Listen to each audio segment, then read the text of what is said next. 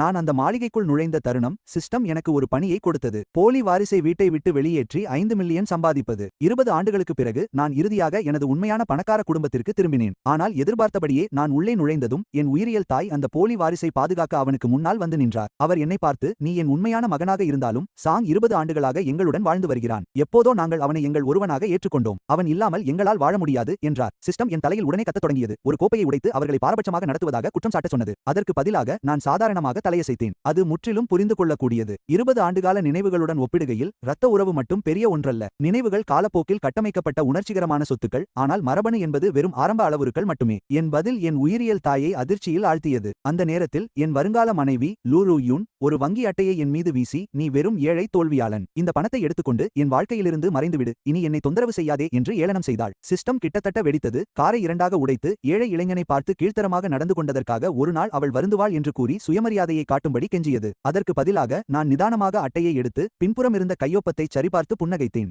மிகவும் நியாயமானது. உணர்ச்சிகரமான அடித்தளம் இல்லாமல் ஒரு உறவு என்பது திறமையற்ற கூட்டாண்மை மட்டுமே. நீ ஒப்பந்தத்தை முடித்துக் கொண்டதால் இழப்பீடு வழங்குவதுதான் சரியான விஷயம். உண்மையில் இது நேர்மைக்கு ஒரு சிறந்த எடுத்துக்காட்டு. லுரு அங்கேயே உறைந்து நிற்க சிஸ்டம் முற்றிலும் தன் கட்டுப்பாட்டை இழந்தது. தலைவரே, நான் உங்களை கெஞ்சி கேட்டுக்கொள்கிறேன். ஒரே ஒரு முறை பைத்தியக்காரத்தனமாக நடந்து கொள்ளுங்கள். நீங்கள் முழு கதையையும் அழிக்கிறீர்கள். நான் அமைதியாக பதிலளித்தேன். நான் செய்யும் அனைத்தும் பகுத்தறிவு தேர்வு கோட்பாட்டை பின்பற்றுகின்றன. உங்கள் திரைக்கதை மிகவும் மிகைப்படுத்தப்பட்டதாக இருக்கிறது. இரட்டை மேற்கோள்குறி. மத்திய ஏர் கண்டிஷனர் மாளிகை முழுவதும் குளிர்ந்த காற்றை நிரப்பியது. இருந்தாலும் என்னால் சுயநீதியின் கடுமையான வாசனையை உணர முடிந்தது. என் உயிரியல் தாய் மேடம் லேசியா என் 20 ஆண்டுகால வாழ்க்கையை திருடிய நபரையே பாதுகாத்துக் கொண்டிருந்தார். போலி வாரிசு ஈ டாங் சாங் உயிர் இல்லாதவன் போல தெரிந்தான். அவன் உதடுகள் வெளுத்து அவன் உடல் லேசாக நடுங்கியது. ஒரு மெல்லிய காற்று வீசினால் அவன் மறைந்து விடுவது போலிருந்தது. மேடம் லேசியாவின் முகத்தில் கண்ணீர் வழிந்தது. அவர் குற்ற உணர்ச்சியும் அந்நியத்தன்மையும் கலந்த பார்வையுடன் என்னை பார்த்தார். அவர் மென்மையாக, இரத்த பந்தங்களை ஒருபோதும் உடைக்க முடியாது. எனக்கு தெரியும். ஆனால் சாங் எங்களுடன் 20 ஆண்டுகளாக இருக்கிறான். அவனுடன் நாங்கள் பகிர்ந்து கொண்ட ஒவ்வொரு நினைவும் எங்கள் இதயத்தில் வாழ்கிறது. நாங்கள் அவனை கைவிட முடியாது. உன் தாயின் சூழ்நிலையை நீ புரிந்து கொள்வாய் என்று நம்புகிறேன் என்றார். அவருக்கு அருகில் என் உயிரியல் தந்தை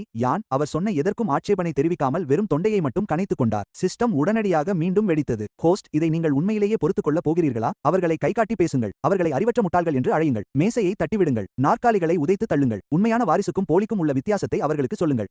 டான் சாங் தான் உண்மையான வாரிசு. இல்லை, நான் தான். ஆனாலும் சிஸ்டத்தின் ரோபோ குரல் என் தலைப்பகுதி வலிக்கிற அளவுக்கு கத்திக்கொண்டே இருந்தது. அனைவரையும் கைகாட்டி நான் தான் உண்மையான வாரிசு என்று அறிவித்து என் இடத்திற்காக போராட அது என்னிடம் ஆணையிட்டது. அதற்கு பதிலாக நான் என் நெற்றியை தேய்த்துக் கொண்டு என்னை பதற்றத்துடனும் எடைபோடும் பார்வையுடனும் பார்த்துக் கொண்டிருந்த யா குடும்பத்தினர் மூவரையும் பார்த்து நிதானமாக தலையசைத்தேன். எனக்கு புரிகிறது என்றேன். எல்லாம் மிகச் சரியாக புரிகிறது. ஒரு நொடிக்கு முன் பாதிக்கப்பட்டவர் போல நடித்த யா டாங் சாங் குழப்பத்தில் உறைந்து போனான். நான் இவ்வளவு நிதானமாக செயல்படுவேன் என்று அவன் எதிர்பார்க்கவில்லை என்பது தெளிவாக தெரிந்தது. மேடம் லேசா கூட வார்த்தையின்றி நின்றுவிட்டு தயக்கத்துடன் கேட்டார், நீ உன் தாயை குறை சொல்லவில்லையா? நான் சாதாரணமாக ஒரு சோபாவின் அருகில் சென்று ஒரு சாதாரண வணிக கூட்டத்தில் அமர்வதைப் போல அமர்ந்தேன். உங்கள் முடிவு முற்றிலும் தர்க்கரீதியானது. நான் பதிலளித்தேன். ஒரு பக்கம் உங்களிடம் 20 ஆண்டு கால நினைவுகள் உள்ளன. மறுபக்கம் உங்களிடம் உயிரியல் ரீதியான தொடர்பு மட்டுமே உள்ளது. உங்கள் இடத்தில் நான் இருந்திருந்தால் நானும் முதல் விருப்பத்தையே தேர்ந்தெடுத்திருப்பேன். இரத்த உறவுகள் இயற்கையான நிகழ்தகவுகள் மட்டுமே. ஆனால் உணர்வுபூர்வமான பிணைப்பு என்பது காலத்தால் நிரூபிக்கப்பட்ட முதலீடு. இயல்பாகவே முடிவெடுக்கும் போது அதற்கு அதிக மதிப்பு உண்டு. யுங் சாங்கின் மணிக்கட்டில் இருந்த விலையுயர்ந்த கடிகாரத்தை சுட்டிக்காட்டிவிட்டு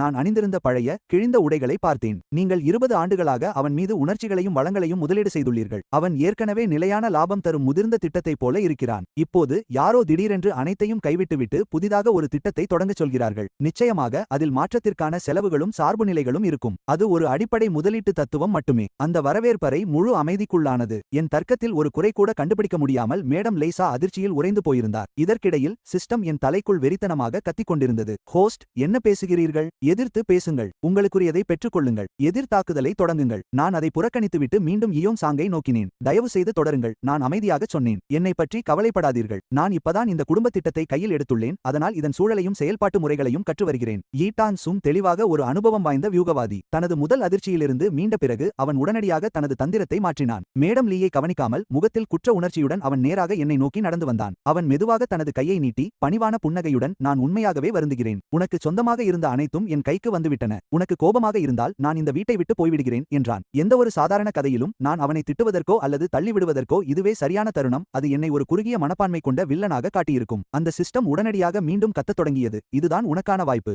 அவனை அம்பலப்படுத்து. இப்போதே அவனை வீட்டை விட்டு வெளியேற்று. இரட்டை மேற்கோள்குறி. அவன் கைகுலுக்க நீட்டிய கையை பார்த்தேன். அதற்கு பதில் நான் அமைதியாக ஹேண்ட் சானிடைசரை எடுத்து என் கைகளில் நிறைய பிழிந்து கொண்டேன். சானிடைசரை தேய்த்து முடித்தபின் அமைதியாகச் சொன்னேன், அப்படியெல்லாம் சொல்லாதே. சொத்து சட்டப்படி இந்த வீட்டின் உரிமையாளர்கள் மிஸ்டர் ஒய் மற்றும் மிஸ்ஸஸ் லீ. நாமிருவருமே இங்கே தற்காலிகமாக தங்கியிருப்பவர்கள் மட்டுமே. இந்த சொத்தை கோரவோ அல்லது விட்டுக் கொடுக்கவோ நம் இருவருக்கும் சட்டப்பூர்வ அதிகாரம் இல்லை. இரட்டை மேற்கோள்குறி. பிறகு ஒரு பிசினஸ் விஷயத்தை ஆய்வு செய்வது போன்ற அலட்சியமான தொனியில் அவனை பார்த்தேன். மேலும், நீ கிளம்பினாலும் எங்கே போவாய்? உனக்கு சொந்தமாக சொத்து எதுவும் இல்லை. நீயாக சமாளித்து வாழ தேவையான சமூக திறன்கள் உனக்கு இல்லை. உனக்கு நிலையான வருமானமும் கிடையாது. வாடகை வீட்டில் தங்குவது சந்தை அபாயங்களையும் நிதி அழுத்தத்தையும் தரும். ஹோட்டலில் தங்குவது நீண்டகால தீர்வல்ல. பகுத்தறிவுள்ள ஒரு பொருளாதார நபரின் பார்வையில் இங்கேயே தங்குவதுதான் உனக்கு லாபகரமானது. நான் உன் இடத்தில் இருந்திருந்தால் அதே முடிவைத்தான் எடுத்திருப்பேன். சான்கின் நீட்டிய கை காற்றில் உறைந்து நின்றது. என் குளிர்ந்த மற்றும் நடைமுறை பகுப்பாய்வின் முன் அவன் தயார் செய்திருந்த உணர்ச்சிபூர்வமான நாடகம் நொறுங்கிப் போனது. குடும்பத்திற்காகச் செய்த தியாகம் என்று அவன் சொன்னது வெறும் பிழைப்புக்கான தந்திரமாகச் சுருங்கிவிட்டது. மிஸ்டர் ஏ பொறுமையிழந்து எச்சரிக்கும் தொனியில், பேச்சை கவனித்து பேசு. மகோட்டோ உன் தம்பி. இங்கே தங்குவது என்று எதை குறிப்பிடுகிறாய்? இது எப்போதும் அவனது வீடுதான் என்றார். ஒரு கட்டளைக்கு கீழ்ப்படியும் ஊழியனைப் போல நான் உடனே தலையசைத்தேன். புரிந்தது மிஸ்டர் ஏ.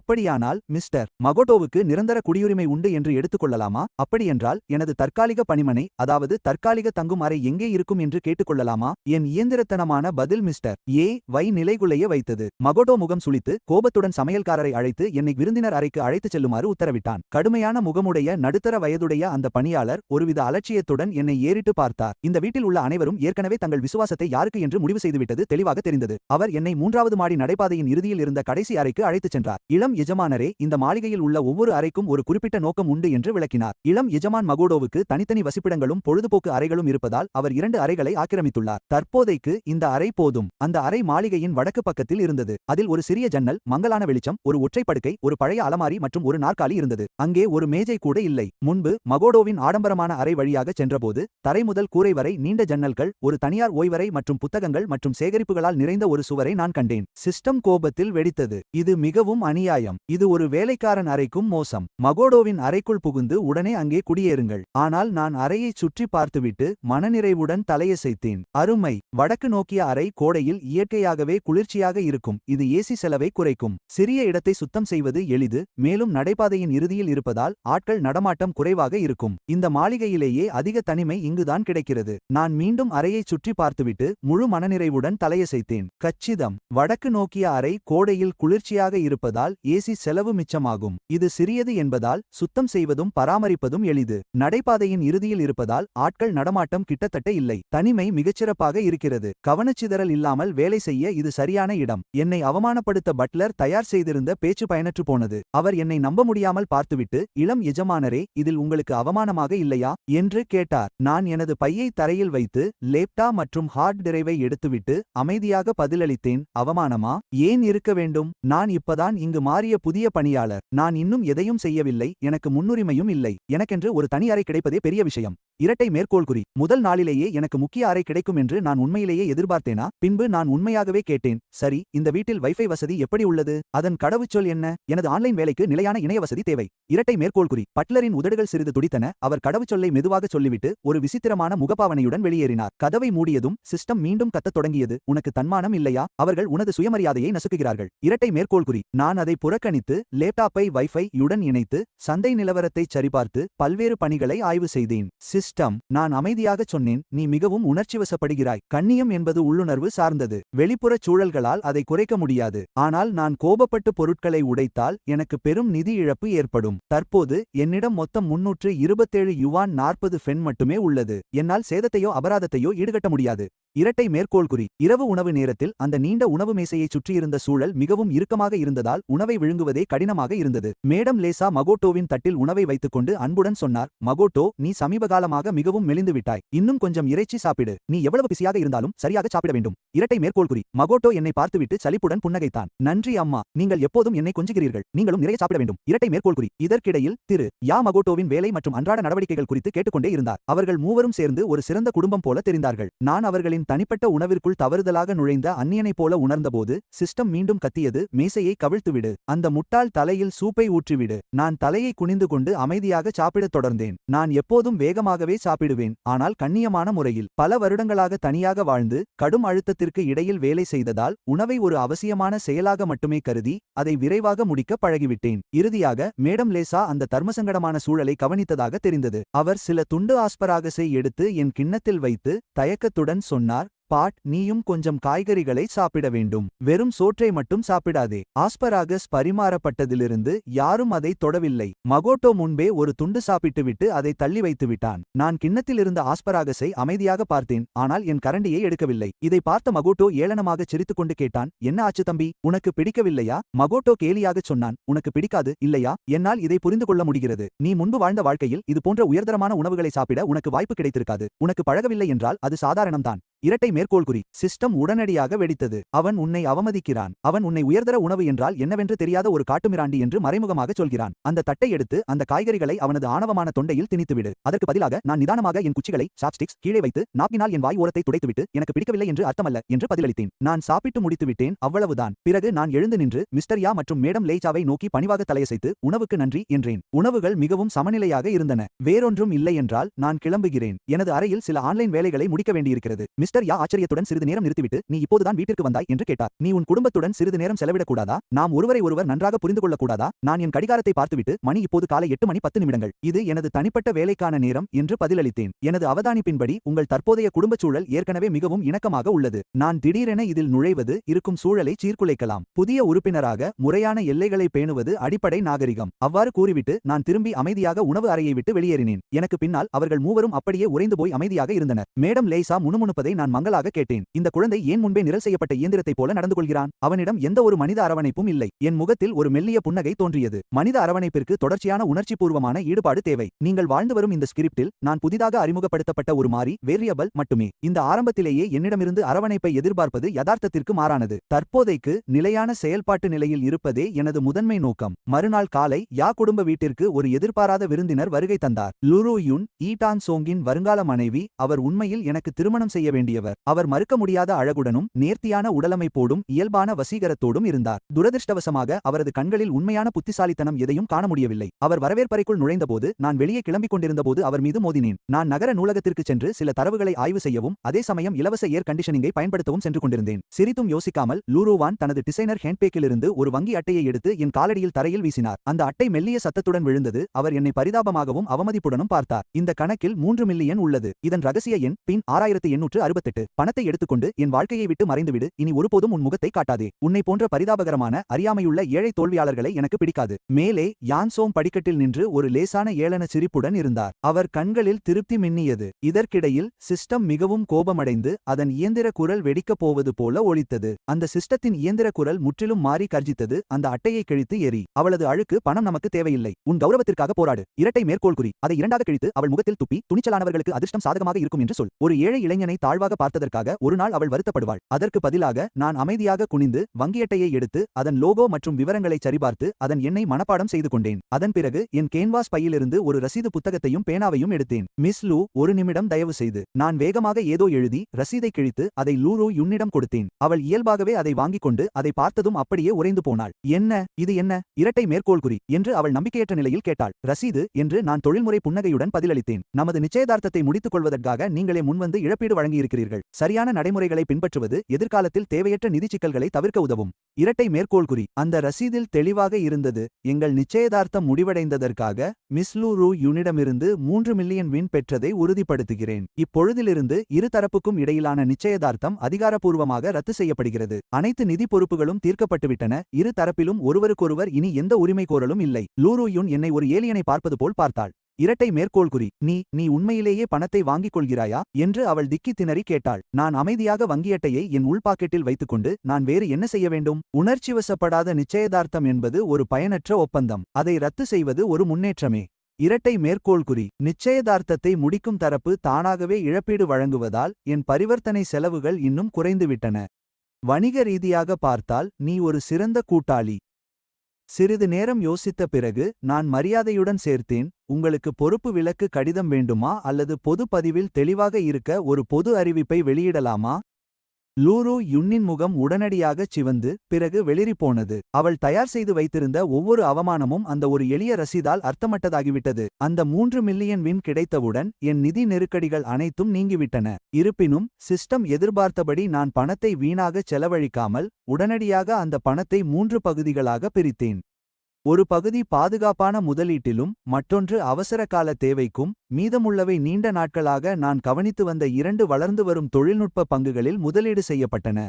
அன்று மாலை நான் குடும்ப மாளிகைக்கு திரும்பியபோது சூழல் முந்தைய நாளை விட அதிக இருட்டாக இருந்தது. திரு மற்றும் மேடம் லேசா சோபாவில் விரைப்பாக அமர்ந்திருக்க டான் சோங் தலையை தாழ்த்திக் கொண்டு அருகில் நின்றிருந்தார். நான் உள்ளே நுழைந்ததும் திரு தனது தேநீர் கோப்பையை மேசையின் மீது ஓங்கி வைத்தார். போதா, உனக்கு வெட்கமே இல்லையா? நீ உண்மையிலேயே லூருயிடம் பணம் கேட்டாயா? நான் பதில் சொல்வதற்கு முன்பே டான் சோங் பெருமூச்சு விட்டு ஏமாற்றமான குரலில் சொன்னார். அண்ணே, ஒரு கண்ணியமான மனிதன் ஒருபோதும் பிச்சையை ஏற்பதில்லை. நீ எவ்வளவு ஏழையாக இருந்தாலும் உன் சுயமரியாதையை விட்டுக் கொடுக்க கூடாது. நீ எல்லை மீறிவிட்டதாக தோன்றவில்லையா? யோங் சோங் பெருமூச்சு விட்டு தொடர்ந்தார். உனக்கு பணம் தேவைப்பட்டிருந்தால் என்னிடம் சொல்லியிருக்கலாம். என்னுடைய சேமிப்பையும் கைச்செலவு பணத்தையும் உனக்கு கடன் கொடுத்திருப்பேன். ஏன் உன்னை இவ்வளவு தாழ்த்திக் கொள்கிறாய்? சிஸ்டம் உடனடியாக கத்தியது. எதிர்த்து பேசு. அவர்கள் எவ்வளவு வேஷதாரிகள் என்று அவர்களிடம் சொல். இரட்டை மேற்கோள் குறி. அதற்கு பதிலாக நான் வீட்டுச் செருப்புகளை அணிந்து கொண்டு வரவேற்பறைக்குள் நடந்து சென்று எனது கோப்புரையிலிருந்து ஒரு சுருட்டப்பட்ட சான்றிதழை எடுத்தேன். அன்று மதியம் அதை நான் சிறப்பாக அச்சிட்டிருந்தேன். அது அடர் நீல நிற ரிப்பனால் கட்டப்பட்டிருந்தது. அதை திறந்தபோது நேர்த்தியான கையெழுத்து அதில் தெரிந்தது. துணையாக பொறுப்பேற்றுக் கொண்டதற்கு மனமார்ந்த வாழ்த்துகள். இந்த சரியான ஜோடிக்கு சொர்க்கத்தில் நிச்சயிக்கப்பட்ட மனவாழ்க்கை அமைய வாழ்த்துகள். அந்த சான்றிதழை இரு கைகளாலும் ஏந்தி மரியாதையுடன்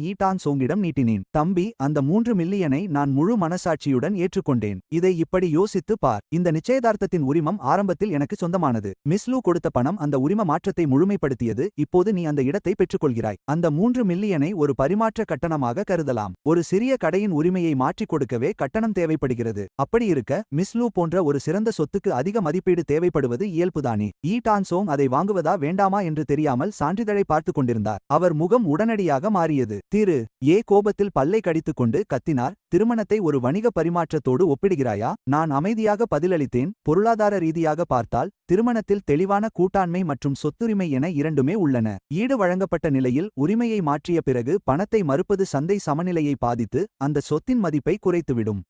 இரட்டை மேற்கோள் குறி. பின் நான் யோங் சோங்கை வியப்புடன் பார்த்துச் சொன்னேன். தம்பி, பழங்காலத்தில் கூட மக்கள் தாங்கள் நேசித்தவர்களின் சுதந்திரத்திற்காக பணம் கொடுத்திருக்கிறார்கள். நீண்ட கால பலன்களை பெற அவர்கள் ஒருமுறை செலவு செய்வதை ஏற்றுக்கொண்டார்கள். ஆனால் நீயோ ஒரு யுவான் கூட செலவு செய்யவில்லை. அவளே இடமாற்றத்திற்கான செலவை ஏற்றுக்கொண்டு உனக்கான பாதையை சீரமைத்தாள். நான் ஈர்க்கப்படாமல் இருக்க முடியுமா? டான் சாங் ஆத்திரத்தில் நடுங்கினான். அவன் மேஜை மீது கையை ஓங்கி அறைந்து ஒரு கணம் தன் கையை உயர்த்தினான். பிறகு மெதுவாக அதை கீழே இறக்கிவிட்டு திரும்பி அறையை விட்டு வெளியேறினான். மேடம் லீ நடுங்கும் விரல்களால் என்னை சுட்டிக்காட்டி, நீ எனக்கு மாரடைப்பை ஏற்படுத்த பார்க்கிறாயா என்று கத்தினார். நான் குழப்பத்துடன் அவரை பார்த்து அமைதியாக பதிலளித்தேன். அம்மா, நான் தம்பியின் சந்தை மதிப்பை மட்டுமே பாதுகாத்துக் கொண்டிருந்தேன். மேடம் லீயின் உண்மையான நோக்கங்கள் எனக்கு புரியவில்லை என்றாலும் அந்த வார இறுதியில் எங்களை இருவரையும் நகர்ப்புற வணிக வளாகத்திற்கு துணிகளை வாங்க அழைத்துச் செல்ல அவர் வற்புறுத்தினார். நானே வாங்கிக் கொள்வேன் என்று சொன்னேன். ஆனால் அவர் மறுத்து என்னை இழுத்துக் கொண்டு சென்றார். அவர் சொன்னதற்கிணங்க டான் சாங் சிறுவயதிலிருந்தே அவனது உடைகளை அவரே தேர்வு செய்து வந்ததால் எனக்கும் அவர் விதிவிலக்கு அளிக்கப் போவதில்லை. ஆனால் நாங்கள் மால் உள்ளே நுழைந்த கணம் உண்மை தெளிவாக தெரிந்தது. மேடம் லீஷாவும் டான் சாங்கும் என்னை மறந்துவிட்டு நேரடியாக ஒரு ஆடம்பரமான டிசைனர் கடைக்குள் சென்றனர். சாங், இந்த கேசுவல் உடை உனக்கு கச்சிதமாக இருக்கும் என்று நினைக்கிறேன். போய் இதை போட்டுப்பார் என்று அவர் உற்சாகமாக சொன்னார். சிறிது நேரம் கழித்து அவர் மற்றொரு பெயிண்ட் எடுத்து புன்னகைத்தார். இரட்டை மேற்கோள் குறி. இதை பார், இது கச்சிதமாக பொருந்துகிறது. நீ மிகவும் கம்பீரமாக இருக்கிறாய். யான் சாங் ஒவ்வொரு முறை புதிய உடை அணியும் போதும் இன்றைய ஷாப்பிங் அவனுக்காகவே ஏற்பாடு செய்யப்பட்டது போல அவர் அவனை ஆர்வமாக பாராட்டினார். யான் சாங் ஒவ்வொரு முறை புதிய உடை அணியும் போதும் மேடம் லீசா அவனை பாராட்டி தள்ளினார். என் மகன் மிகவும் அழகாக இருக்கிறான். அவர் சொல்லிக்கொண்டே இருக்க நான் அமைதியான உதவியாளரைப் போல பின்னால் பின்தொடர்ந்தேன். சிஸ்டம் கத்தியது. ஹோஸ்ட், அவரது கிரெடிட் கார்டை எடுத்து லிமிட் வரை பயன்படுத்து. உண்மையான வாரிசு யார் என்று அவர்களுக்கு காட்டு. மேடம் லீசா ஒவ்வொரு பொருளையும் வாங்குவதற்கு பணம் செலுத்துவதை நான் எந்த உணர்ச்சியும் இன்றி பார்த்துக் கொண்டிருந்தேன். உண்மையில் டான் சாங் வெளிர் நியான் ஆரஞ்சு நிற பிளேசரை அணிந்து வெளியே வந்தபோது நானே முன் சென்றேன். இந்த நிறம் மிகவும் அடர்த்தியாக இருக்கிறது. இது உன் நிறத்தை மங்கலாக காட்டுகிறது. அதற்கு பதில் அந்த ஓட்மீல் நிற பிளேசரை அணிய பரிந்துரைக்கிறேன். அதன் நிறம் பார்ப்பதற்கு மிகவும் நிதானமான மற்றும் இயல்பான தோற்றத்தை தரும். யான் சாங் ஒரு குளிர்ந்த சிரிப்பைச் சிரித்தான். இப்போது என்ன திட்டம் வைத்திருக்கிறாய்? நான் மிகவும் தீவிரமான முகத்துடன் பதிலளித்தேன். நான் குடும்பத்தின் ஒட்டுமொத்த நற்பெயரை பற்றி மட்டுமே நினைக்கிறேன். இளம் எஜமானராக நீதான் இந்த குடும்பத்தின் முகம். உன் உடை தேர்வுகள் தான் நமது நிதி வலிமையையும் சமூக அந்தஸ்தையும் மற்றவர்கள் எப்படி பார்க்கிறார்கள் என்பதை தீர்மானிக்கிறது. இந்த குடும்பத்தின் உறுப்பினராக ஆக்கப்பூர்வமான ஆலோசனைகளை வழங்குவது என் பொறுப்பு. அவனுக்கு பிடித்திருந்ததோ இல்லையோ டான் சாங் என் ஆலோசனை ஆலோசனையை பின்பற்றினான். அவர் ஓட்மீல் நிற பிளேசரை அணிந்து திரும்பி வந்தார். அந்த மாற்றம் உடனடியாக தெரிந்தது. விற்பனையாளர் கூட புன்னகைத்து, இந்த நபர் கொடுத்த ஆலோசனை மிகவும் தொழில்முறை சார்ந்தது என்றார். தன் மகன் எவ்வளவு சிறப்பாக தெரிகிறான் என்பதை பார்த்த மேடம் லேசா அமைதியானார். அவர் என்னை பொது இடத்தில் அவமானப்படுத்த நினைத்தார். ஆனால் இப்போது அவரே சங்கடப்பட்டார். சுதாரித்துக் கொண்ட அவர் அருகிலிருந்த தள்ளுபடி ரேக்கிலிருந்து மங்கலான ஒரு சட்டையை எடுத்து என்னிடம் கொடுத்தார்.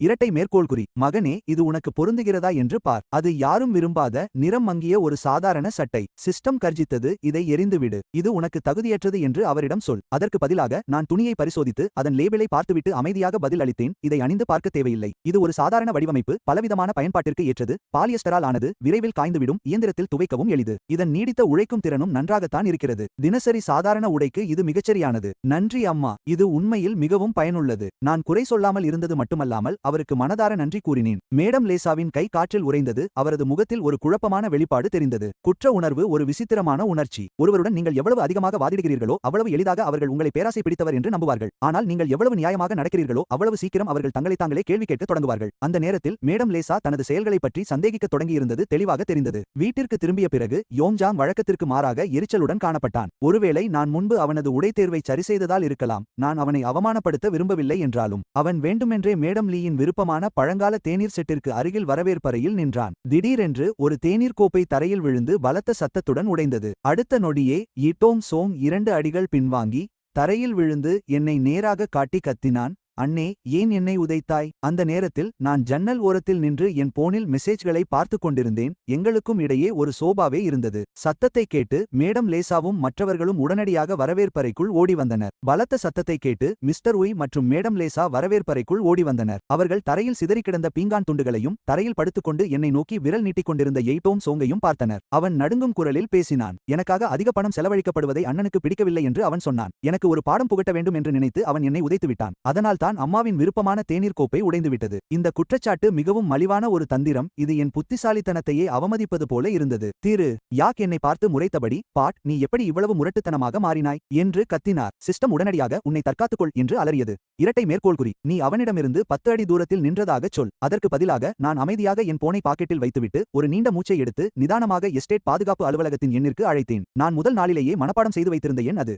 இரட்டை மேற்கோள்குறி. ஹலோ என்றேன். நான் இந்த இல்லத்தின் பிரதான வரவேற்பறையிலிருந்து பேசுகிறேன். இங்கே சொத்து சேதம் விளைவிக்கும் ஒரு சம்பவம் நடந்துள்ளது. விலைமதிப்பற்ற ஒரு பொருளை வேண்டுமென்றே சேதப்படுத்தியதாக நான் சந்தேகிக்கிறேன். அங்கே இருந்தவர்கள் முரண்பாடான தகவல்களை தருகிறார்கள். தயவு செய்து 2 பாதுகாப்பு அதிகாரிகளை உடனடியாக அனுப்பி அந்த இடத்தை பாதுகாக்க சொல்லுங்கள். அதேபோல் ஆதாரங்களை சேகரிக்கவும் நடுநிலையான விசாரணைக்கு வழிவகுக்கவும் காவல்துறையினருக்கு தகவல் தெரிவிப்பது அவசியம் என்று நான் கருதுகிறேன். குடும்பத்தினர் அனைவரும் அப்படியே உறைந்து போயினர். யாங் சாங் என்னை நம்ப முடியாமல் பார்த்தபடி திணறினார். யா, நீ நிஜமாகவே பாதுகாப்பிற்கும் காவல்துறைக்கும் போன் செய்துவிட்டாயா? நான் அமைதியாக தலையசைத்தேன். எந்த ஒரு சர்ச்சையையும் தீர்க்க மிகவும் திறமையான வழி ஒரு நடுநிலையான 3ஆம் தரப்பினரை ஈடுபடுத்துவதுதான். குடும்ப சண்டைகள் உணர்ச்சிவசப்பட்டு கத்துவதில் முடிவதால் யார் பொறுப்பு என்பதை தீர்மானிப்பது கடினமாகிவிடுகிறது. பாதுகாப்பு அதிகாரிகள் இடத்தை அப்படியே பாதுகாக்கலாம். அதே நேரத்தில் காவல்துறையினர் அறிக்கைகளை பதிவு செய்து சிசிடிவி காட்சிகளை ஆராய்ந்து முரண்பாடுகளை சரிபார்த்து ஆரம்பகட்ட விசாரணையை நடத்தலாம். உண்மைகளை கண்டறிய இதுவே மிகவும் நம்பகமான வழி. திரு ஏ என்னை நோக்கி வேகமாக வந்து இது மிகவும் அபத்தமானது என்று கத்தினார். குடும்ப விஷயத்தை நீ வீட்டிற்கு வெளியே கொண்டு செல்கிறாய். உனக்கு என்னதான் ஆச்சு?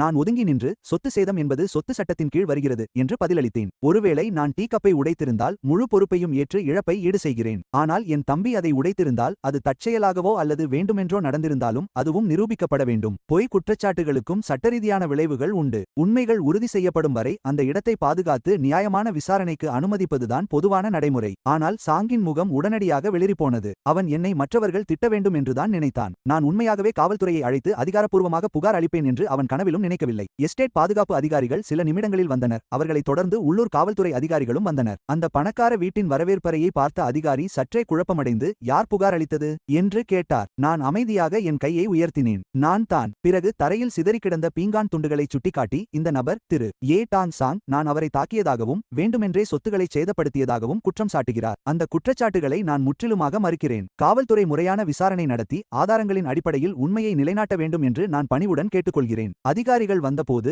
நான் அமைதியாக தொடர்ந்தேன். செய்தேன். அறையில் இருந்த ஒவ்வொருவரின் சரியான இடத்தையும் ஆவணப்படுத்த வேண்டும் என்று நான் விரும்புகிறேன். மறைக்கப்பட்ட பாதுகாப்பு கேமராக்கள் மற்றும் சம்பவத்தை பார்த்த ஊழியர்களின் வாக்குமூலங்கள் உட்பட கிடைக்கக்கூடிய அனைத்து ஆதாரங்களையும் ஆய்வு செய்யுங்கள். திரு ஒய் இன் முகபாவனை உடனடியாக சங்கடமாக மாறியது. ஒரு புன்னகையை வரவழைத்துக் கொண்டு அவர் அதிகாரிகளை பார்த்து, இது ஒரு சிறிய தவறான புரிதல்தான் என்றார். சிறுவர்கள் விளையாடிக் கொண்டிருந்தபோது கவனக்குறைவாக நடந்து கொண்டனர். நாங்களே இதை சரிசெய்து கொள்கிறோம். தலைமை அதிகாரியின் முகம் உடனடியாக கடுமையாக மாறியது. பொய் புகார் அளிப்பது அல்லது காவல்துறையின் நேரத்தை வீணடிப்பது ஒரு தீவிரமான விஷயம். நடந்ததை அப்படியே எங்களிடம் கூறுங்கள். யாங் சோங் உடனடியாக திரு ஒய்க்கு பின்னால் ஒளிந்து கொண்டான். பயத்தில் ஒரு வார்த்தை கூட பேச முடியவில்லை. நான் அமைதியாக கேட்டேன். இது ஒரு தவறான புரிதல் என்று நாம் அதிகாரப்பூர்வமாக உறுதிப்படுத்தினால் திரு இயோங் சோங் என் மீது வைத்த குற்றச்சாட்டுகளை திரும்பப் பெறுகிறார் என்றும் அவரது கூற்று ஒரு தற்காலிக தவறான புரிதலால் ஏற்பட்டது என்பதை ஒப்புக்கொள்கிறார் என்றும் நான் எடுத்துக்கொள்ளலாமா? இயோங் சோங் பல்லை கடித்துக்கொண்டு கடும் கோபத்துடன் என்னை பார்த்தான். பல நீண்ட வினாடிகளுக்குப் பிறகு அவன் மெல்லத் தலையசைத்து திணறினான். ஆமாம் ஆமாம், நான் சமநிலையை இழந்தேன். தவறுதலாக கோப்பையை கீழே போட்டுவிட்டேன். என் தலையில் அடிபட்டதால் என் அண்ணன் என்னை தள்ளிவிட்டதாக தவறாக நினைத்துவிட்டேன். அதிகாரிகள் திரு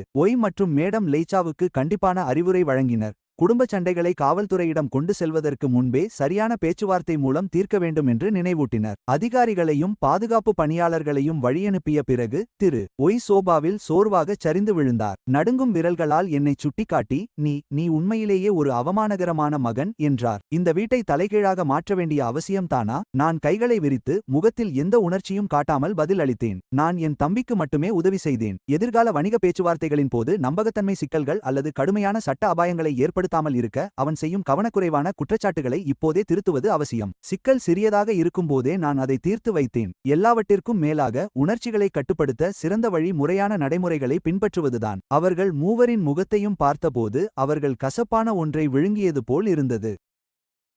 உள்ளுக்குள் நான் ஒருவிதமான திருப்தியை உணர்ந்தேன்.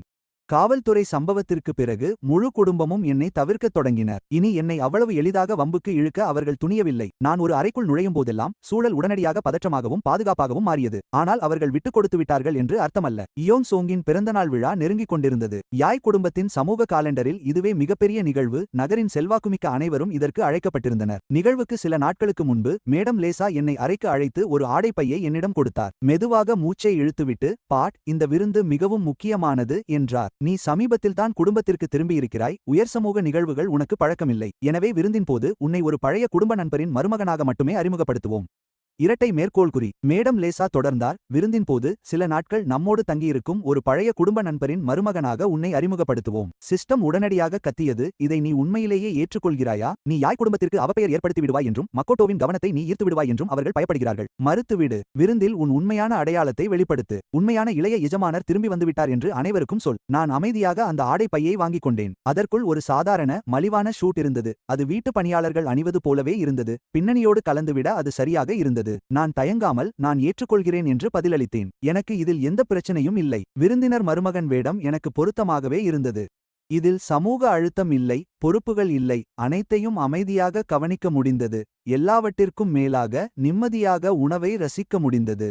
பிறகு நான் கேட்டேன், சொல்லுங்கள், இந்த விருந்துக்கான உணவை வெளியிலிருந்து வரவழைக்கிறார்களா அல்லது குடும்ப சமையல்காரரே தயாரிக்கிறாரா? ஏதேனும் சிறப்பான உணவுகள் இருக்கிறதா? மீண்டும் மேடம் லேசா குழப்பத்துடன் என்னை பார்த்தார். என்னை சமாதானப்படுத்த அவர் தயாரித்து வைத்திருந்த நீண்ட உரை வீணானது. சில நொடிகள் என்னையே பார்த்த பிறகு அவர் கடைசியாக, உனக்கு உணவு மட்டும்தான் முக்கியமா என்று கேட்டார். நான் அமைதியாக பதிலளித்தேன். சமூக விருந்தின் முக்கிய நோக்கங்களில் ஒன்று உணவு மற்றும் பானங்களை வழங்குவதுதான். ஒரு மருமகனாக அந்த சேவையை ரசிப்பதும் கண்ணியமாக இருப்பதும் விருந்தளிப்பவர்களுக்கு சுமையாக இல்லாமல் இருப்பதுமே எனது இலக்கு. அனைவரின் பங்கும் தெளிவாக இருக்கும்போது நிகழ்வு மிகவும் சிறப்பாக நடைபெறும். விருந்து நடைபெறும் அந்த இரவும் வந்தது. யோ குடும்ப இல்லத்தின் தோட்டங்களும் பிரம்மாண்ட மண்டபமும் எண்ணற்ற விளக்குகளால் ஜொலித்தன.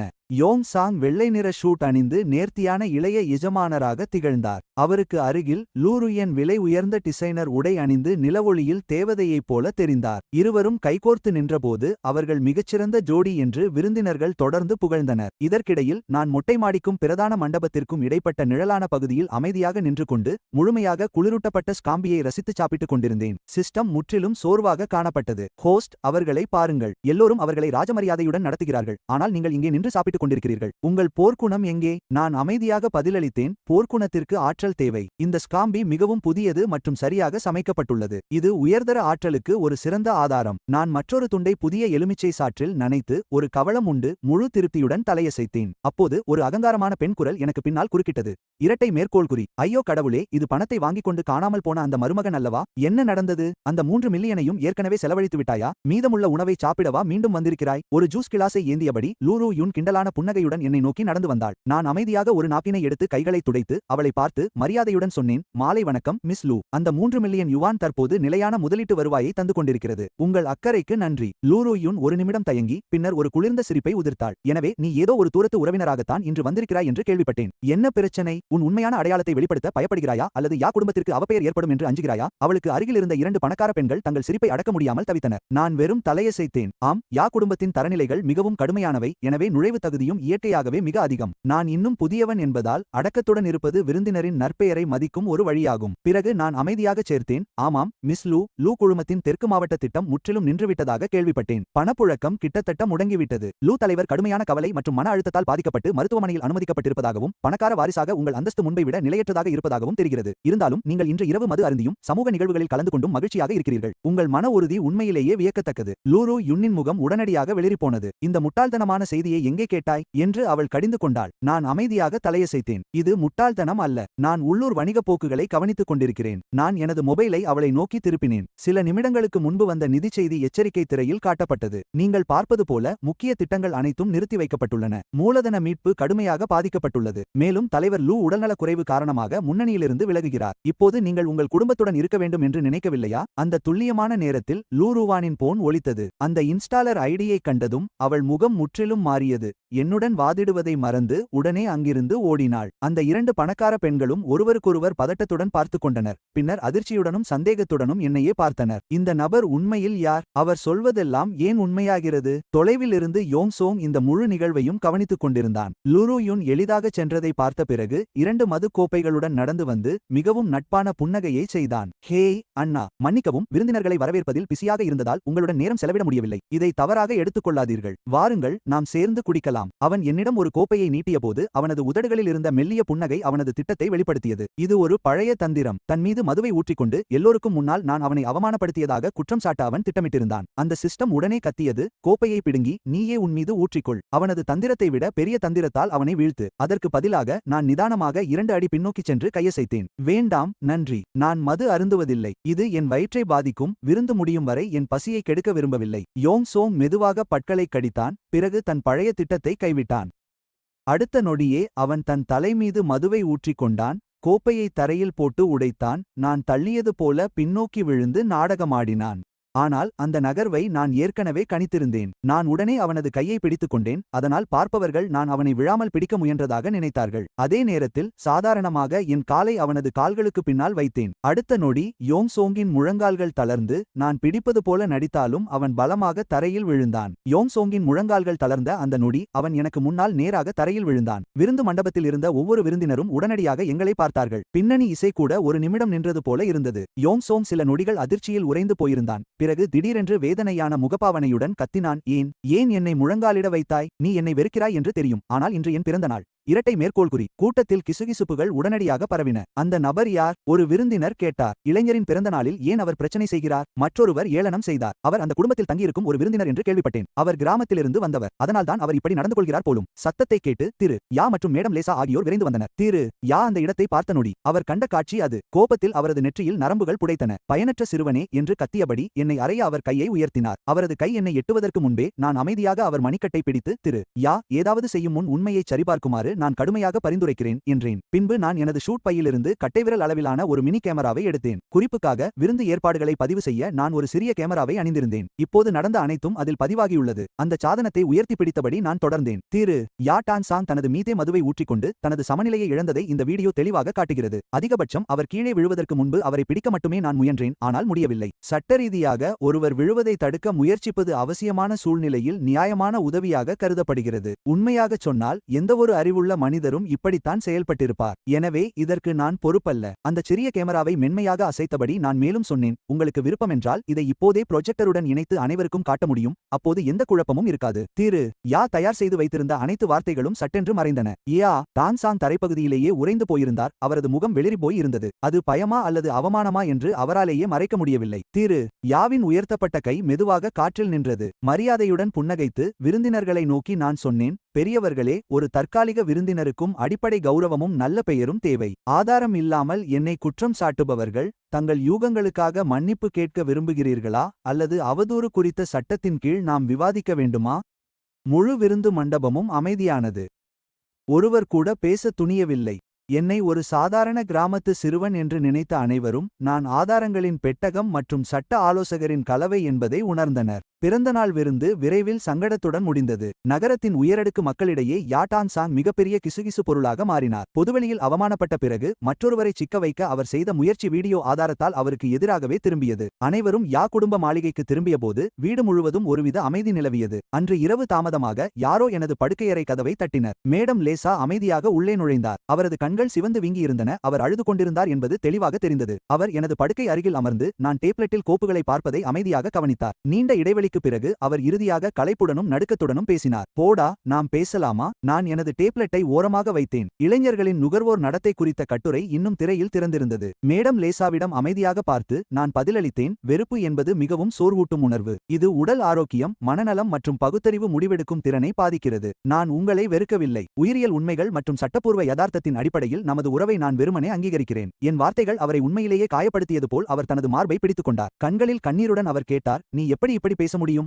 ஏன் எப்போதும் நீ ஒரு குளிரான மருத்துவ அறிக்கையை படிப்பது போல பேசுகிறாய்? நாங்கள் உன் குடும்பம். நாங்கள் உனது அம்மாவும் அப்பாவும். ஏன் நம்மால் ஒரு சாதாரண குடும்பமாக இருக்க முடியாது? நீ எங்களை நோக்கி கத்தினாலோ அல்லது சண்டையிட்டாலோ கூட பரவாயில்லை. குறைந்தது அப்போதுதான் உனக்கு என் மீது அக்கறை இருக்கிறது என்று எனக்கு தெரியும். நான் பதில் சொல்வதற்கு முன் அமைதியாக மூச்சை வெளியிட்டேன். பொதுவாக சொன்னால், குடும்பத்திற்குள் உணர்ச்சிகளை வெளிப்படுத்துவது உணர்ச்சி பிணைப்புகளை பேணவும் மனத்தேவைகளை பூர்த்தி செய்யவும் ஒரு சிறந்த வழியாகும். ஆனால் நீண்ட காலத்திற்கு முன்பே எனது உணர்ச்சிகளை நிர்வகிக்கவும் எனது தேவைகளை நிறைவேற்றவும் ஒரு சுதந்திரமான அமைப்பை நான் உருவாக்கிவிட்டேன். மற்றவர்களின் உணர்ச்சி முறைகளுக்கு ஏற்ப நான் செயல்பட வேண்டும் என்று எதிர்பார்ப்பது எனக்கு பழக்கமில்லாத மற்றும் உணர்வுபூர்வமாக சோர்வூட்டும் வேலையை செய்ய சொல்வதற்கு சமம். அதை செய்வதற்கு முன் முதலீட்டின் மீதான லாபத்தை நான் கணக்கிட வேண்டும். மேடம் லேசா உறைந்து போனார். அவர் குழப்பத்துடன் என்னை பார்த்தபோது அவரது கண்ணீரும் நின்றது. முதலீட்டின் மீதான லாபமா? அவர் கிசுகிசுத்தார். நான் அவரிடம் ஒரு திசுவை கொடுத்து மென்மையாக விளக்கினேன். விளக்குகிறேன், கேளுங்கள். ஒவ்வொருவரும் உணர்ச்சிகளை வெவ்வேறு விதமாக உணர்ந்து வெளிப்படுத்துகிறார்கள். எனது தர்க்கரீதியான அணுகுமுறை உங்களின் அதிக உணர்ச்சிவசப்படும் குடும்பச் சூழலுக்கு ஒத்துப்போகாது. முரண்பாடுகளை குறைக்கவும் ஒட்டுமொத்த இணக்கத்தை அதிகரிக்கவும் எனது ஆரம்ப முதலீடு முடிந்தவுடன் எனது வாழ்க்கை முறைக்கு ஏற்ற இதத்திற்கு நான் நகருவேன். அவரது கண்களில் உடனடியாக பீதி தெரிந்தது.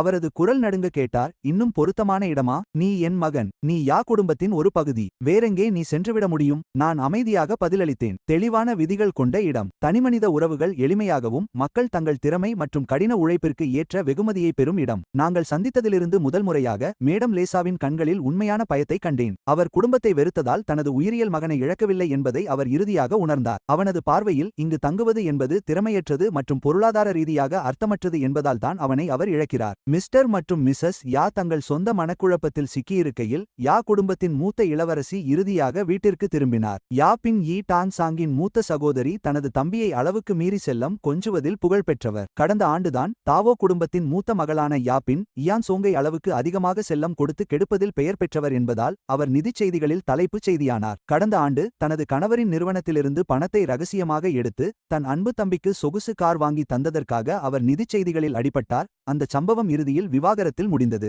இயோங் சோங்கிற்கு என்ன ஆனது என்று கேட்டதும் அவர் நேரடியாக என் படுக்கையறைக்கு வந்து சேர்ந்தார். ஒரு கையை இடுப்பில் வைத்துக்கொண்டு அவர் கத்தினார், அசிங்கமான சின்ன எலியே. சோங்கிற்கு எதிராக சதி செய்ய உனக்கு எப்படி தைரியம் வந்தது? அவர் மிகவும் மெலிந்து காணப்பட்டார். அவர் போட்டிருந்த அடர்த்தியான ஒப்பனை கூட அவரது முகத்தில் இருந்த கசப்பை மறைக்க முடியவில்லை. அவரது கண்கள் என்னை கிழித்து எரிந்து விடுவது போல கோபத்தில் ஜொலித்தன. நான் பதிலளிக்கும் முன்பே அவர் என் மேசைக்குச் சென்று அனைத்து புத்தகங்களையும் நோட்டு புத்தகங்களையும் தரையில் தட்டிவிட்டார். அந்த சிஸ்டம் உடனடியாக முழங்கியது, எதிர்த்து போராடு, அரைந்து விடு. ஒரே ஒரு அடி கொடுத்தால் அவர் மீண்டும் இதுபோல பைத்தியக்காரத்தனமாக நடக்கமாட்டார். அதற்கு பதிலாக நான் அமைதியாக சிதறிக்கிடந்த புத்தகங்களை பார்த்துவிட்டு என் போனை எடுத்து கால்குலேட்டர் செயலியை திறந்து நிதானமாக சேதங்களை கணக்கிடத் தொடங்கினேன். நகர்ப்புற பொருளாதார கொள்கைகள், ஹார்ட்கவர் சில்லறை விலை 98, தேய்மான மதிப்பு 70, தரவு பகுப்பாய்வு மற்றும் பயிற்சி சிடியுடன் சில்லறை விலை 128. கீறல்கள் இருப்பதால் தேய்மான மதிப்பு 90. பிரத்யேக லெதர் நோட்டு புத்தகத்தின் சந்தை மதிப்பு 300. தேய்மான மதிப்பு 200. என் குறிப்புகளை மீண்டும் எழுத தேவைப்படும் நேரம் என் மணிநேர ஊதியத்தின் அடிப்படையில் சுமார் 500. மன உளைச்சல் மற்றும் அதிர்ச்சிக்கு மேலும் 300. கணக்கீடுகளை முடித்த பிறகு நான் நிமிர்ந்து பார்த்துச் சொன்னேன், மிஸ் யா, மொத்தம் 1460 வருகிறது. நீங்கள் பணமாக தருகிறீர்களா அல்லது QR கோடை ஸ்கேன் செய்கிறீர்களா? யா பலோனின் முகம் கோபத்தில் சுருங்கியது. பணம், பணம், பணம். இதை பற்றி மட்டும்தானா உனக்கு தெரியும்? அவர் கத்தினார். கவனமாக கேள். இந்த குடும்பத்தில் எனக்கு ஒரே ஒரு சகோதரன் தான், அவன் சுன் மட்டுமே. உன் எல்லையை தெரிந்து கொள், இல்லையென்றால் உன் வாழ்க்கையை நரகமாக்க என்னிடம் எண்ணற்ற வழிகள் உள்ளன. நான் சாதாரணமாக தலையசைத்து என் போனில் ஓடிக்கொண்டிருந்த வாய்ஸ் ரெக்கார்டரை நிறுத்தினேன். மேலும் அமைதியாக பதிலளித்தேன், புரிந்தது, மிஸ் யா. உங்களின் வாய்மொழி மிரட்டல்கள் இப்போது அதிகாரப்பூர்வமாக பதிவு செய்யப்பட்டுள்ளன. பொது பாதுகாப்பு நிர்வாக தண்டனை சட்டத்தின்படி மற்றொரு நபரின் பாதுகாப்பை அச்சுறுத்துவது சிறை தண்டனை மற்றும் அபராதத்திற்கு வழிவகுக்கும். நீங்கள் இதை தனிப்பட்ட முறையில் தீர்க்க விரும்புகிறீர்களா அல்லது நான் சட்ட ஆலோசகரை அணுக வேண்டுமா? சிறிது இடைவெளிக்கு பிறகு நான் சேர்த்துக் கொண்டேன், உண்மையைச் சொல்லப் போனால் என் சட்ட ஆலோசகர் தற்போது வெறும் கற்பனைதான். என் ஒரு நொடி உறைந்து போயிருந்தார். அதன் பிறகு அவர் கடும் கோபத்துடன் வெடித்தார். அவர் என் மீது பாய்ந்து என் போனை பறிக்க முயன்றபடி கத்தினார், சின்ன எலியே, நீ என்னை ரெக்கார்ட் செய்து கொண்டிருந்தாயா? இரட்டை மேற்கோள் குறி. அந்த வாய்ப்பை நான் ஏற்கனவே எதிர்பார்த்திருந்தேன். நான் விரைவாக ஒருபுறம் நகர்ந்து அவள் வந்த வேகத்தை அப்படியே கட்டிலின் மேல் திருப்பி அவள் சுதாரிப்பதற்குள் தடிமனான போர்வையை ஒரு பரிட்டோவை சுற்றுவது போல அவளை சுற்றி பலமுறை சுற்றினேன். இறுதியாக ஒரு தள்ளு தள்ளி அவளை கட்டிலுக்கும் சுவருக்கும் இடையில் அசைக்க முடியாதபடி பலமாக சிக்க வைத்தேன். யாரையாவது கயிற்றால் கட்டுவதை விட இதுவே பாதுகாப்பான மற்றும் மிகவும் திறமையான தற்காலிக கட்டுப்பாடு என்று நான் கணக்கிட்டிருந்தேன். ஆம், அவள் உடனடியாக கத்தத் தொடங்கி தனது முழு பலத்துடன் போராடினாள். அவளது அலறல் சத்தம் ஹால் முழுவதும் எதிரொலித்தது. சத்தத்தை கேட்டு திரு ஒய் ஓடி வந்தார். அவருக்கு பின்னால் ஈட்டோம் சோம் மற்றும் மேடம் லைசா பின்தொடர்ந்தனர். அவர்கள் வாசலுக்கு வந்தபோது இறுக்கமாகச் சுற்றப்பட்ட போர்வையிலிருந்து ஏ பின்னின் தலை மட்டும் வெளியே தெரிவதையும் அசைக்க முடியாமல் அவர் மூச்சு திணறுவதையும் கண்டார்கள். திரு ஒய் என்னை பார்த்து ஆக்ரோஷமாக முறைத்து, பயனற்ற பையனே என்று கத்தினார். உனக்கு மதி கெட்டுப்போச்சா? என் தலைமுடி சற்று கலைந்திருந்தது. ஏபான் ஏற்படுத்திய கீறல் தழும்புகள் என் கையில் அப்படியே இருந்தன. ஆனாலும் என் முகம் அமைதியாகவே இருந்தது. உண்மையைச் சொல்வது போல எனது அன்பு சகோதரி இப்போதுதான் என்னை வெளிப்படையாக மிரட்டினார் என்று கூறினேன். அவர் என்னை யாரையாவது வைத்து தீர்த்து கட்டுவேன் என்று சொன்னார். அந்த பேச்சுவார்த்தை முழுவதையும் நான் பதிவு செய்துள்ளேன். நீங்கள் அதை கேட்க விரும்புகிறீர்களா? சிறிது இடைவெளி விட்டு தொடர்ந்தேன். நான் நீண்ட நாட்களாக ஒரு விஷயத்தை பற்றி சிந்தித்து வருகிறேன். நான் எந்த சட்டவிரோத செயலோ அல்லது தார்மீக ரீதியாக தவறான காரியமோ செய்யவில்லை. பிறகு ஏன் நான் ஒரு மாஃபியா இலக்கை போல மிரட்டப்படுகிறேன்? அல்லது ஏ குடும்பத்திற்கு சட்டத்திற்கும் சமூக விதிகளுக்கும் மேலான ஏதேனும் சிறப்புரிமை உள்ளதா? அந்த குற்றச்சாட்டு மிகவும் தீவிரமாக இருந்ததால் திரு ஏயின் முகம் உடனடியாக கருப்பானது. அந்த நேரத்தில் குடும்பத் தொழில் ஒரு முக்கியமான விரிவாக்க கட்டத்தில் இருந்தது. நிறுவனத்தின் நற்பெயரை கெடுக்கும் ஒரு பொது ஊழலை அவர் விரும்பவில்லை. ஏ பைலானை போர்வையிலிருந்து விடுவித்த பிறகு அவர் அவளை கடுமையாக கண்டித்து தன் நடத்தையை பற்றி சிந்திக்க தனது அறைக்கு செல்லுமாறு உத்தரவிட்டார். அவள் அதிர்ச்சியில் தனது கன்னத்தை பிடித்துக் கொண்டாள். உண்மையில் அவளை யாரும் அறையவில்லை, ஆனால் அவளது கௌரவம் கடும் அடி வாங்கியது. அவள் என்னை பார்த்து முறைத்தபோது நான் சாதாரணமாக என் கையை உயர்த்தி பார்ப்பதற்கு சந்தேகத்திற்குரிய ஓகே அடையாளம் போல தெரிந்த ஒரு வெற்றி குறியீட்டை காட்டினேன். என்னை மிரட்ட முயல்வது அவ்வளவு பயனுள்ள உத்தி அல்ல என்று கூறினேன். நான் குற்றவியல் சட்டம் மற்றும் குற்றவியல் நடைமுறை சட்டத்தை ஏறக்குறைய மனப்பாடம் செய்து வைத்துள்ளேன். ஏ போனன் தண்டிக்கப்பட்டிருந்தாலும் அவர் அவ்வளவு எளிதில் விட்டுக் கொடுப்பதாக இல்லை என்பது தெளிவாக தெரிந்தது. சில நாட்களுக்கு பிறகு வீட்டில் யாரும் இல்லாதபோது தரைத்தளத்தில் உள்ள ஸ்டோரேஜ் அறையில் அப்பா உன்னை பார்க்க விரும்புவதாக என்னிடம் பொய் சொன்னாள். நான் உள்ளே நுழைந்த அந்த நொடியே அவள் வெளியே இருந்து அந்த கனமான உலோக கதவை அறைந்து சாத்தி பூட்டி மின்சாரத்தையும் துண்டித்தாள். உடனடியாக அந்த சேமிப்பு அறை முழுவதுமே இருளில் மூழ்கியது. அறையில் பழைய தூசியின் வாசனையும் கைவிடப்பட்ட மரச்சாமான்களின் வாசனையும் இருந்தது. அதே சமயம் சிறிய உயிரினங்களின் மெல்லிய கீறல் சத்தம் எதிரொலித்தது.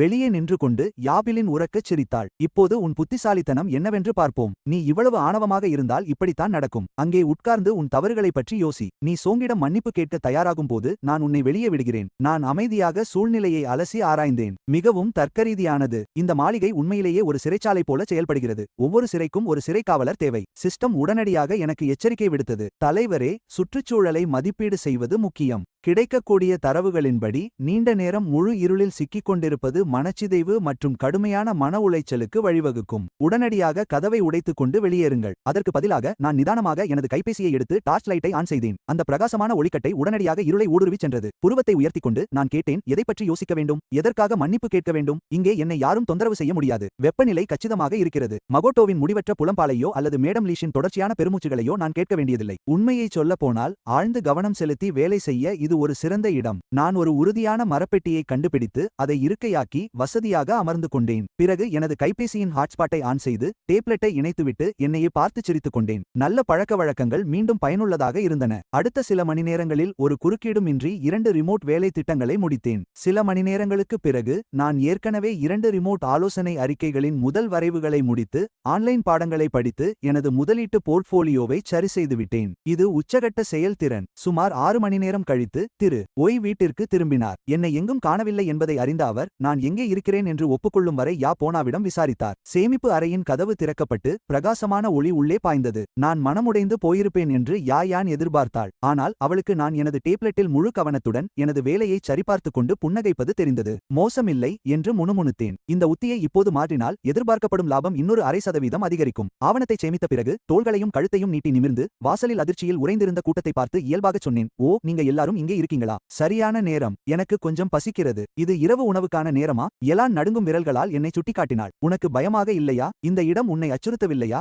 நான் அவளை உண்மையான குழப்பத்துடன் பார்த்தேன். பயமா? திட்டத்தின் காலக்கெடு நெருங்கும் போதெல்லாம் நான் சிறிய தற்காலிக பணியிடங்களுக்குள் 30 மணி நேரத்திற்கும் மேலாக என்னைத்தானே பூட்டிக் கொள்வது வழக்கம். அந்த இடங்களுடன் ஒப்பிடும்போது இந்த அறை விசாலமானது. காற்றோட்டம் நன்றாக இருக்கிறது. இணைய இணைப்பும் சீராக உள்ளது. மின்சாரமும் வைஃபையும் இருக்கும் வரை நான் எங்கு வேண்டுமானாலும் மதிப்பை படைக்க முடியும். மேடம் லைசா திடீரென்று கண்ணீருடன் என்னை நோக்கி ஓடி வந்தார். ஆனால் நான் அமைதியாக நகர்ந்து கொண்டேன். போட், நீ நலமாக இருக்கிறாயா? உனக்கு ஏதாவது காயம் ஏற்பட்டதா? அவள் அழுதாள். நான் அவளிடம் என் போன் மற்றும் டேப்லெட்டை காட்டினேன். எதுவும் நடக்கவில்லை. ஒரே பிரச்சனை என்னவென்றால் மொபைல் சிக்னல் சற்று பலவீனமாக இருந்தது. அதனால் பெரிய கோப்புகளை பதிவிறக்க எதிர்பார்த்ததை விட அதிக நேரம் பிடித்தது. அடுத்த முறை நீங்கள் மற்றொரு கட்டாய வேலை அமர்வை ஏற்பாடு செய்தால் சிறந்த சிக்னல் வசதி கொண்ட அறையை தேர்ந்தெடுக்கவும். அந்த நொடியில் யோனின் தன்னம்பிக்கை முழுமையாகச் சரிந்தது. நான் ஒரு சாதாரண மனிதன் என்பதை அவள் இனி நம்பவில்லை. அவள் கண்களில் நான் பயம் என்ற உணர்வே இல்லாத ஒரு வகை அரக்கனாக மாறிவிட்டேன். பல சம்பவங்களுக்கு பிறகு குடும்பத்தினரின் கூட்டு மனநிலை மோசமடைய தொடங்கியது. தொடர்ச்சியான குற்ற உணர்வு, கவலை மற்றும் மன அழுத்தம் காரணமாக மேடம் லீசியா கடுமையாக நோய்வாய்ப்பட்டு ஒரு தனியார் மருத்துவமனையில் அனுமதிக்கப்பட்டார். பனான் மருத்துவமனை படுக்கைக்கு அருகில் அமர்ந்து கட்டுப்பாடின்றி அழுதார். அவர் மிகவும் சோகமாக இருந்ததால் மருந்தை கூட சரியாக கொடுக்க முடியவில்லை. திரு ஒய் மற்றும் யான் சாங் ஆகியோர் மிகவும் உதவியற்றவர்களாக இருந்தனர். எளிமையான ஏற்பாடுகளை செய்வதற்கு கூட சிரமப்பட்டனர். நான் மருத்துவமனைக்கு வந்தடைந்ததும் முதலில் பினை தனியே அழைத்து அமைதியாக சொன்னேன். உங்கள் உணர்ச்சிகரமான வெளிப்பாடுகள் நோயாளியின் குணமடைவதை தடுக்கின்றன. தயவு செய்து சத்தத்தை குறைக்கவும். பிறகு நான் நேராக நர்ஸ் ஸ்டேஷனுக்கு சென்று மருத்துவர் சந்திப்பை உறுதி செய்து மின்னணு மருத்துவ பதிவுகளை கவனமாக ஆய்வு செய்து மருத்துவர் விபரங்களை பேசி பிரீமியம் உதவியாளரை ஏற்பாடு செய்து சேர்க்கை ஆவணங்களை முடித்து மருத்துவமனை நிர்வாகத்திடம் கட்டண நடைமுறைகளை உறுதி செய்தேன். ஒவ்வொரு அடியும் நான் ஒரு நிலையான தளவாட ஆதரவு நெறிமுறையை செயல்படுத்துவது போல முறையாக மேற்கொள்ளப்பட்டது. மேடம் லைசா சுயநினைவு திரும்பியதும் அவர் மெல்ல என்னை நோக்கி தன் கையை நீட்டி படுக்கைக்கு அருகில் இருந்த மடிப்பு கத்தியால் தனக்கு ஒரு ஆப்பிளை தோல் சீவி தர முடியுமா என்று நடுங்கும் குரலில் கேட்டார். என் மடிப்பு கத்தியால் ஆப்பிளை தோல் சீவும்போது தோலை உடையாமல் ஒரே நீண்ட சீரான துண்டாக எடுத்தேன். மேடம் லைசியா அமைதியாக பார்த்து கொண்டிருந்தார். பிறகு என் பெயரை மெதுவாக அழைத்தார். போடா. நான் ஆப்பிளை சிறிய துண்டுகளாக வெட்டி தட்டில் நேர்த்தியாக வைத்து அவரிடம் கொடுத்தேன். மருத்துவரின் நோயறிதலின்படி கடுமையான மன அழுத்தம் மற்றும் பதட்ட அறிகுறிகளால் உங்கள் தன்னாட்சி நரம்பு மண்டலம் பாதிக்கப்பட்டுள்ளது. உங்களுக்கு முறையான ஓய்வும் மருந்துகளும் தேவை. குடும்ப கணக்கின் மூலம் மருத்துவமனை கட்டணத்தை செலுத்திவிட்டேன். ஒரு சிறந்த பராமரிப்பாளரையும் ஏற்பாடு செய்து அவர் குறித்த விவரங்களை சரிபார்த்துவிட்டேன். அவருக்கு நல்ல அனுபவம் உள்ளது. ஒரு நாளைக்கு $900 கட்டணம் வசூலிக்கிறார். மேடம் லீஷாவின் கண்களில் மீண்டும் கண்ணீர் ததும்பியது. போதா, நீதான் இங்கு மிகவும் நிதானமான மற்றும் நம்பிக்கைக்குரிய நபர். அருகில் நின்றிருந்த டாங் சோங் வெளிப்படையான கிண்டலுடன் குறுக்கிட்டான். பெரிய அண்ணனுக்கு ஜம்பம் அடிக்க மட்டும்தான் தெரியும். அம்மா பல நாட்களாக உடல்நலமில்லாமல் இருக்கிறார். என் சகோதரிதான் அவரை முழுநேரம் கவனித்துக் கொண்டிருக்கிறாள். அவர் ஆறுதலாக ஒரு வார்த்தை கூட பேசவில்லை. நான் அமைதியாக என் பாக்கெட் கத்தியை மடித்து வைத்துவிட்டு ஆறுதல் வார்த்தைகள் உணர்வுபூர்வமான மதிப்பை தரும் என்றேன். அவை மனதிற்கு தேறுதல் அளிக்க உதவும். இருப்பினும் நோயிலிருந்து குணமடைவது என்பது முறையான மருத்துவ சிகிச்சை, சத்தான உணவு, போதுமான ஓய்வு மற்றும் மருத்துவ வழிகாட்டுதல்களை சரியாக பின்பற்றுவதிலேயே உள்ளது. சரியான சூழலை உருவாக்கி வளங்களை சரியாக பகிர்ந்தளிப்பது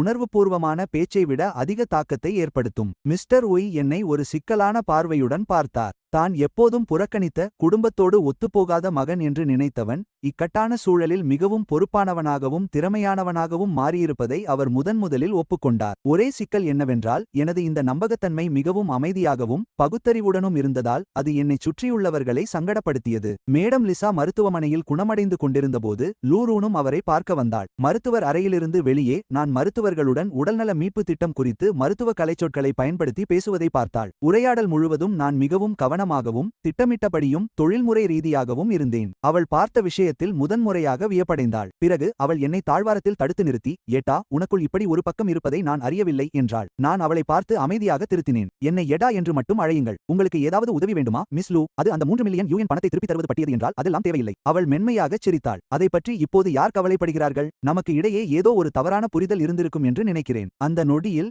இயான் சோங்கின் குழந்தைத்தனமான மற்றும் பொறுப்பற்ற குணத்தை விட நான் முதிர்ச்சியுடனும் நம்பிக்கைக்குரியவனாகவும் இருப்பதை லூ ருயூன் உணர்ந்தாள். அமைப்பு உடனடியாக கத்தியது, அந்த பயனற்ற பெண் மீண்டும் வர பார்க்கிறாள். உடனடியாக அவளை நிராகரித்துவிடு. நீ தூக்கி எறியப்பட்ட குப்பையை வாங்கிக் கொள்ளும் குப்பை தொட்டி அல்ல என்று சொல்.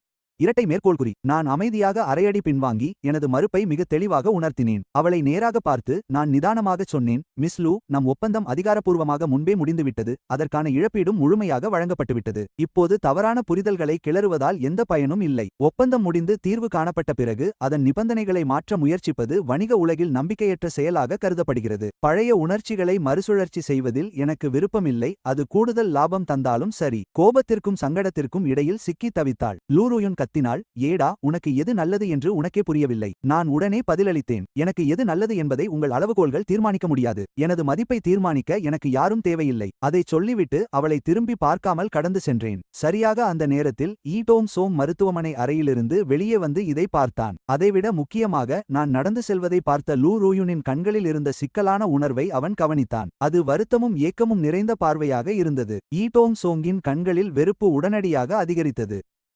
எனது தர்க்கரீதியான பதில்கள் அவர்களின் உணர்ச்சிகரமான தாக்குதல்களை முறியடித்ததால் குடும்பத்திற்குள் இருந்த மோதல் புதிய திசையில் திரும்பியது. இதற்கிடையில் சிஸ்டமே கோளாறாக தொடங்கியது. அதன் கவனமாக திட்டமிடப்பட்ட நாடகீய கதை தோல்வியடைந்தது என்பதை அது உணர்ந்தது. என்னை ஒடுக்க நினைத்தவர்கள் எனது அமைதியான தர்க்கத்தால் நிலைகுலைந்து போயினர். அவர்களின் உணர்ச்சி கட்டுப்பாடு எச்சரிக்கை நிலையில் இருக்க சிஸ்டம் கெஞ்சும் குரலில் சொன்னது, ஹோஸ்ட், நான் உன்னை வேண்டிக் கொள்கிறேன். தயவுசெய்து ஒரு சாதாரண மனித உணர்ச்சியையாவது காட்டுங்கள். உலகப்பாதை விலகல் ஏற்கனவே 95 விழுக்காடு எட்டிவிட்டது. இப்படியே போனால் இந்த உலகத்தின் அடிப்படை கதையே மாற்றி எழுதப்பட்டுவிடும். அந்த நேரத்தில் நான் ஒரு ரியல் எஸ்டேட் தளத்தில் வீடுகளை பார்த்து கொண்டிருந்தேன். முன்பணம் கட்டுவதற்கு தேவையான பணத்தை சேமித்துவிட்டேன். எனது தேவைக்கேற்ப வீடுகளை தேடிக்கொண்டிருந்தேன். நிமிராமல் சாதாரணமாக பதிலளித்தேன், சிஸ்டம், உனக்கு இன்னும் யதார்த்தம் புரியவில்லையா? இந்த உலகம் உன் மலிவான உணர்ச்சிகரமான நாடகங்களால் இயங்குவதில்லை. இது வள ஒதுக்கீடு மற்றும் பகுத்தறிவு முடிவுகளால் இயங்குகிறது. என்னிடம் போதுமான மூலதனமும் சிக்கல்களை தீர்க்கும் திறனும் இருக்கும் வரை கதையின் கட்டுப்பாடு என் கையில்தான் இருக்கும். சிஸ்டம் ஒருவித இரைச்சலை உண்டாக்கிவிட்டு திடீரென அமைதியானது. சிறிது நேரம் கழித்து அதன் ரோபோடி குரல் மீண்டும் ஒலித்தது. ஹோஸ்டின் முக்கிய தர்க்கம் உறுதி செய்யப்பட்டது. சரியாக நிலையாக உள்ளது. தகவமைப்பு மாற்றங்கள் தொடங்கப்பட்டன. பகுத்தறிவு மேலாண்மை துணை அமைப்பிற்கு மேம்படுத்தப்படுகிறது. மேம்படுத்தல் நிறைவடைந்தது. என் முகத்தில் ஒரு மெல்லிய புன்னகை தோன்றியது. இப்போதுதான் விஷயம் சரியாக நடக்கிறது.